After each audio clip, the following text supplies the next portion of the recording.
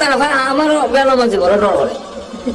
এক বেনামাজির সাথে শয়তান সফরে 5 ওয়াক্ত নামাজ যখন পড়ছে না, শয়তান অনেক দূরে দেয়।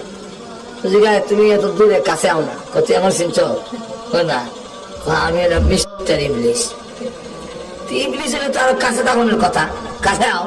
তখন ডাক দিয়া কয় যে আমি তোমার কাছে আইতাম, আমি আল্লাহরে ডরাই। কি ডর তোমার? শয়তান আবার ডরাও কেন?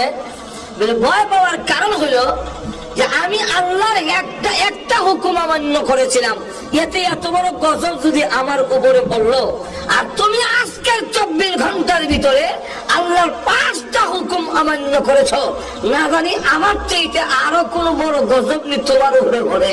আমি কাছে থাকলে এই গজব আমার উপরে পড়বো, এলাকা আমি দূরে থাকি। তাহলে নামাজ চাইরা কোন মারিফত হাসিল হতে কান্না। নামাজ চাইরা দিয়া যদি কেউ হয় বলে আমি মারিফতের পদ্ধতি, বুঝবেন এটাই শয়তান। ঠিক না?